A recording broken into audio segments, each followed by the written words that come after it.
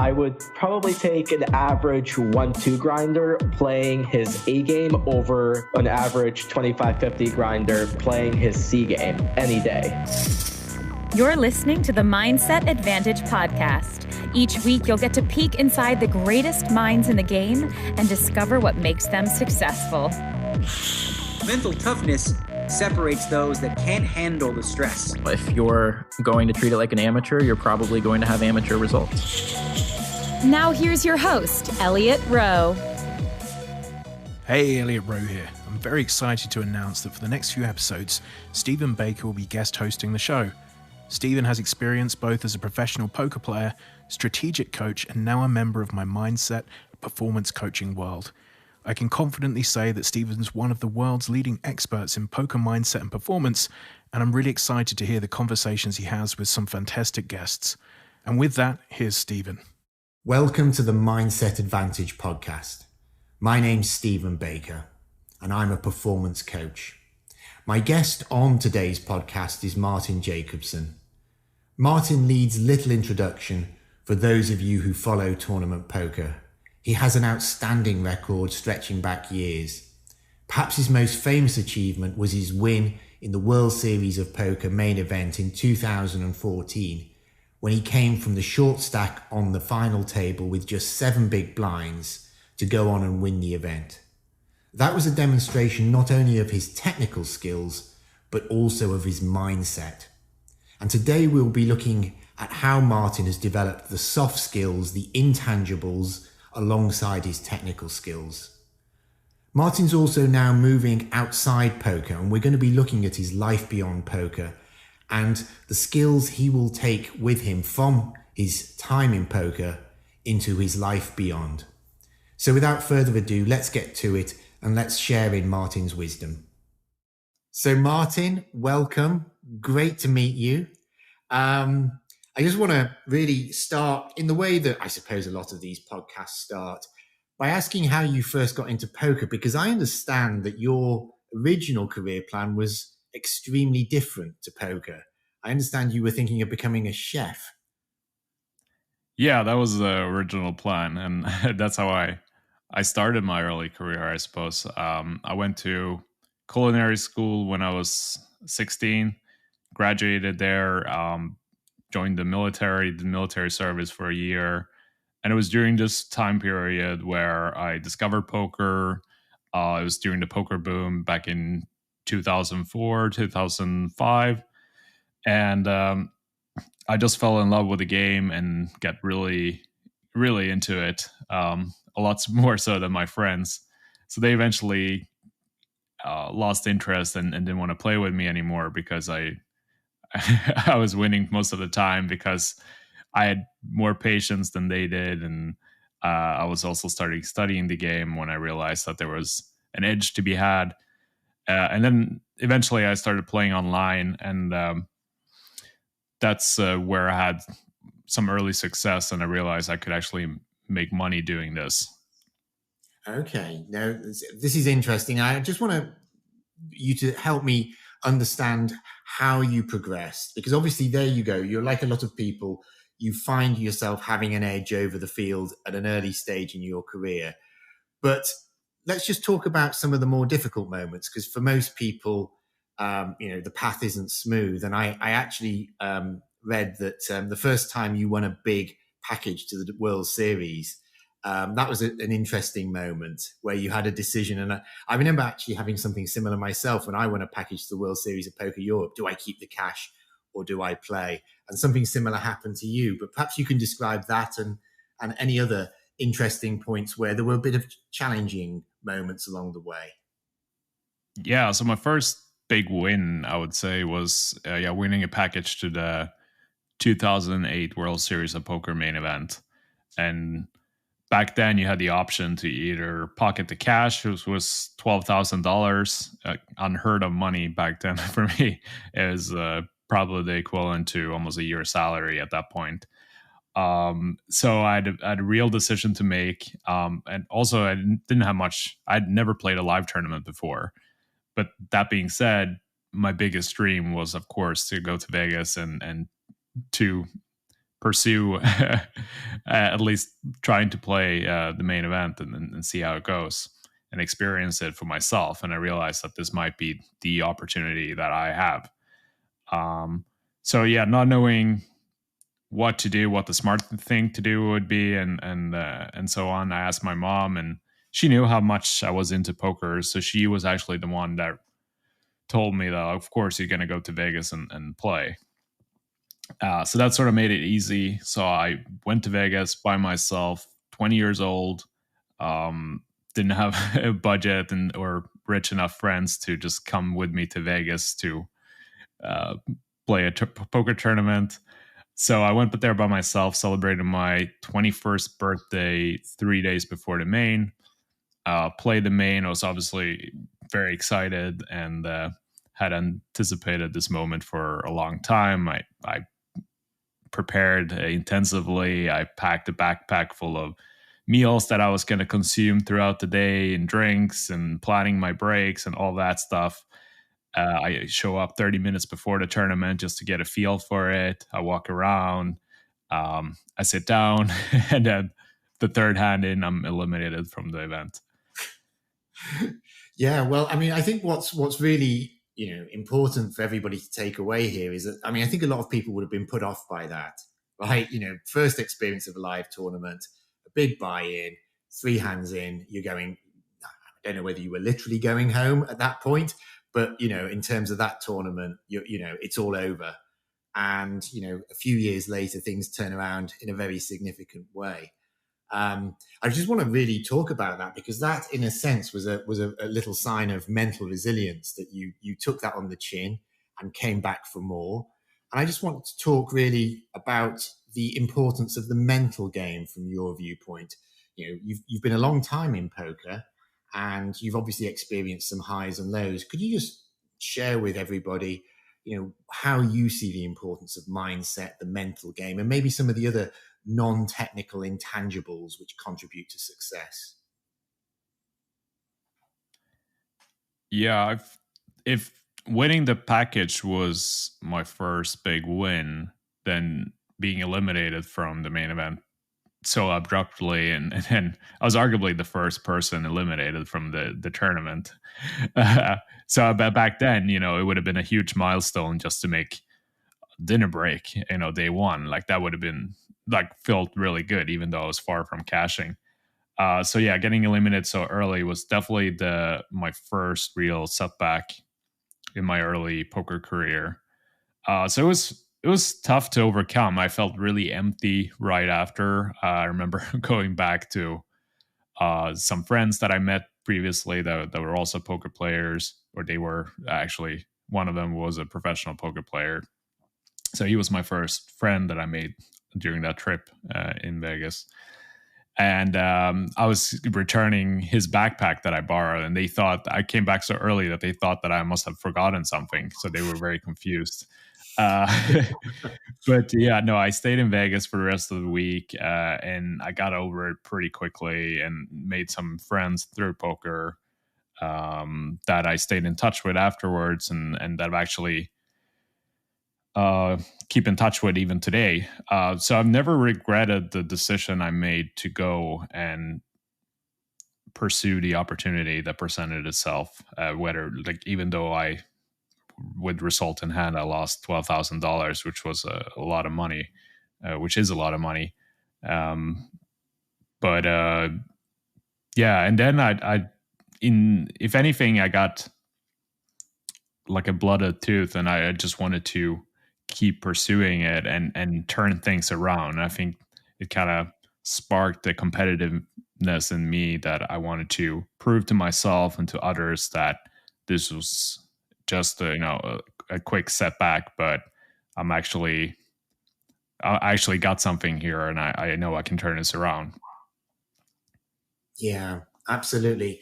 And I just want you to really talk through, I mean, obviously that was not the most easy start to experience in the World Series of Poker, but things turned around very significantly. And as everybody listening to this will know, you went on to win the main event. And in fact, even within that, you came back from a very difficult position on the final table.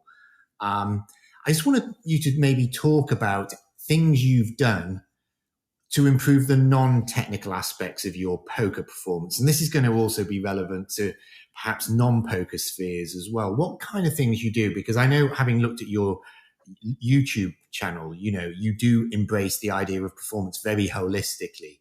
Perhaps you could talk about these non-technical elements of performance, high performance.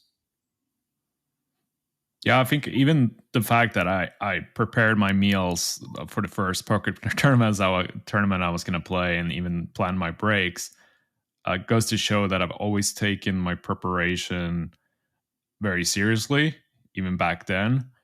And then as I eventually took the step to become a professional poker player, it's just escalated since. And it's gotten to a point where I take it extremely seriously. So I always try to strive for new ways to gain myself an edge, to perform better. Like, performance is something that I've always put a lot of emphasis on, because poker as a sport or competition, whatever you may call it, is very performance based. Like, you got to focus on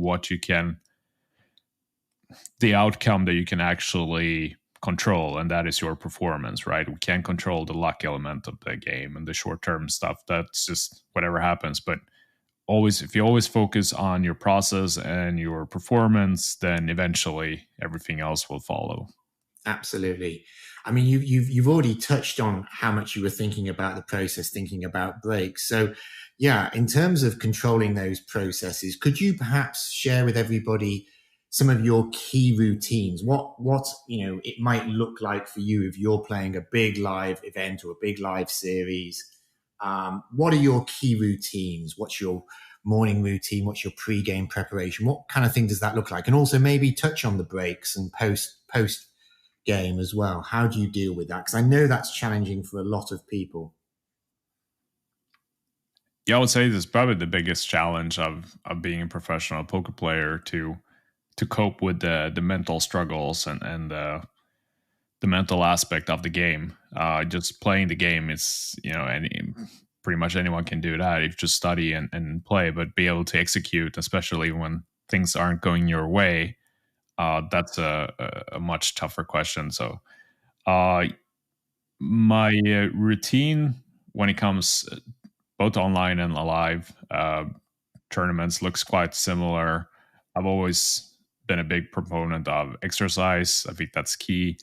At least it works for me very well. I feel like because we're sitting so much, I need to move and get that blood flow going. So I always try to do some lighter type of workout on the days I play, because in the past I've experimented and I've done longer runs or lifted like for long sessions before playing, and then realized that I'm just depleting my energy levels that way. So I'm very, very aware that to not do that anymore, and to be very to really save up those energy loads for a big session.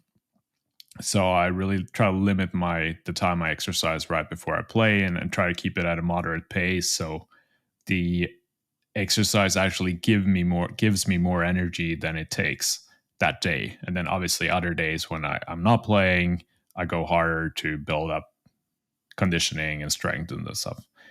I also like to meditate before my sessions. I meditate every morning, even days I don't play, but especially on the days I play. It's interesting. I've got a new personal trainer at the moment, and trying to get the balance. We all want to get fitter, but reality is it's quite hard. And I've got 5 pretty damned hard workouts a week. And I'm actually having to say to him, look, I want to just dial it back because I need enough mental energy and physical energy to get through the day. Yeah, exactly. It's sort of, that's the thing. Yeah. All these personal trainers and fitness experts, they're telling us you should work out 4 or 5 times a week, and you should, include all these aspects of in your training.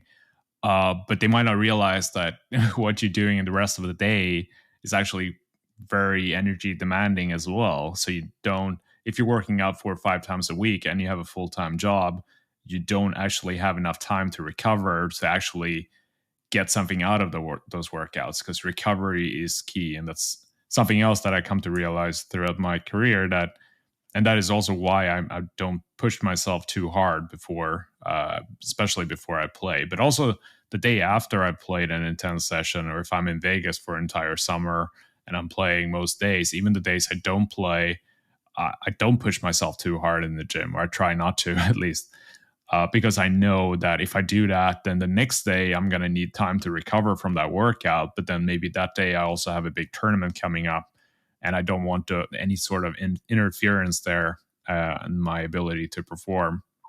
Oh, exactly. And I think what people underestimate, people might be thinking, well, wait a minute, if you're sat at a poker table, surely that's recovery from a physical workout. But part of recovery is mental. 100%. And if you're working extremely hard the next day mentally, well, that is a drain on your mental resources. And if you're working hard in a workout, that is a drain on your mental resources. So I think, for sure, you have to, I would say during series, you have to go quite light. And that's fine. If you've got a year-long program where you're consistent, it's fine to sort of effectively periodize in that way, back off a little during a big series, and sure, just keep ticking over and not go too hard. Treat it more as almost like a mental and physical warm-up rather than being full gas during that period. Yeah, exactly. Okay then, Martin. So I just want to talk a bit more about the mindset aspect of the game. Could you share with us, have you had any coaching on this aspect of the game, and what kind of techniques have you learned to make your mindset and the non-technical aspects of the game stronger? I did have a mental coach back in the day. His name is Brian Kane. He doesn't specifically work with poker players. He mostly works with pro athletes, and he's coached NBA, NFL, MLB, UFC fighters, all sorts. So he has a system in place that he uses for all of his clients, and it works really well in sports, specific sports, with how to get into the zone, how to stay focused, and really focus on the process rather than the outcome, which is for sure very useful in poker because there is such a huge element of luck involved. So to stay focused on the one thing that you can control. Absolutely. Yeah. I mean, if there's one thing from a mindset point of view, you're constantly, and I'm constantly working with my clients on, is focusing on process rather than outcomes. As you say, probably, I mean, there's more luck in even a lot of sports than people care to recognize.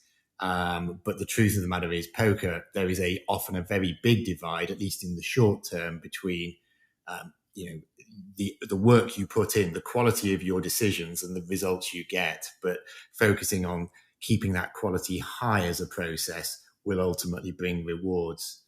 So let's just move now. I'm really interested in what the future holds for you, Martin, because I know that you are now contemplating a life after poker. And I'd just like you to share a little bit about that. What does that look like? What are your plans and what is your vision? Well, that's what I'm trying to figure out at the moment. I've actually been contemplating leaving poker numerous times throughout my career. The first time, I believe, was in 2013, the year I won the main event. So it's proven to be harder than it might seem, or at least I was anticipating. I think it's partly difficult because, well, once you've been doing something for very long, especially from an early age, it sort of becomes your identity. You build your whole community around this one aspect of your life, all your friends, your lifestyle, you're getting used to a certain routine. You're building a very unique skill set that you might not know, or at least I don't know exactly where that might fit in outside of poker. So that's kind of what I'm juggling with right now, trying to find sort of a market fit for my unique skills and capabilities and where I can be useful and use the skill set that I've developed throughout my poker career and actually putting them to good use in a different area and hopefully make a difference somewhere else. Excellent. And have you got any items on the shortlist yet, or is it literally a completely open space in terms of where you are thinking of taking this? I've always been fascinated by business and especially smaller businesses. I like company structure and like how you, especially startups, where you have an idea that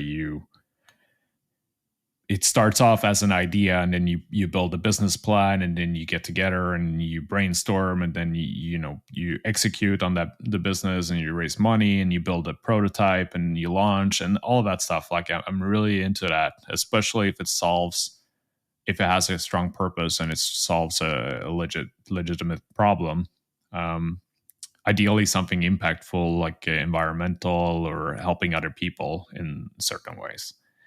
So I think I'm heading that direction. I'm not sure exactly how, whether it's on the entrepreneurial side or the investment side. I do think that maybe my skill set is better used to on the investment side and as an advisory role or being involved, but not maybe on the day-to-day basis. I would like to, what I've figured out so far is that I would like to work in a team or work with other people, because that's something that I've really missed throughout my poker career. It is a very lonely game at times, even though I've built some amazing relationships and friendships along the way. You're still competing for yourself and you're competing versus your friends. And I don't really like that. I would prefer to share all the ups and downs with other people and to problem solve together rather than as an individual. Yeah, absolutely. Well, one thing's for sure, I know I have a number of clients who were poker players and who've transitioned into business, and there's absolutely no doubt that the skills you develop, the mental resilience, the ability to invest and take risks in a calculated fashion will serve you extremely well in the kind of environment you're talking about. So I've absolutely no doubt you have the skills to do that. And you're right, it is one of the biggest challenges, I think, of a poker career, the sense of isolation, even if you build a network, because you're right, ultimately, when you're making those decisions, you're on your own. So yeah, absolutely. I wish you all the best in that. I just want to really talk about your legacy for poker. Obviously, your comeback in the 2014 final table will live long in the memory, because it was, as I recall, I think you were 7 big blinds on the final table. I think you must have been the short stack, literally the short stack, and possibly scheduled to go out in 9th at that point. But you came back. That's one legacy. But one thing I really want to point out to people who are listening and watching the podcast is your poker course, because I have to say, I've got a number of clients who are non-professional poker players who are looking to get a lot of impact in a short amount of time from their poker learning. And I've seen your course, and it's absolutely fantastic, because it's very much based on a philosophy I believe in, which is creating short, effective heuristics to understand how to make decisions. And I'd just like you to talk about that. The link to your course will be in the show notes for everybody, but I'd highly recommend it. But could you talk a little bit about the thinking behind the course, how you created it, why you created it, and why, in my view, it's so effective? So I started coaching during COVID because I really missed, one of the things that I missed the most was the social aspect.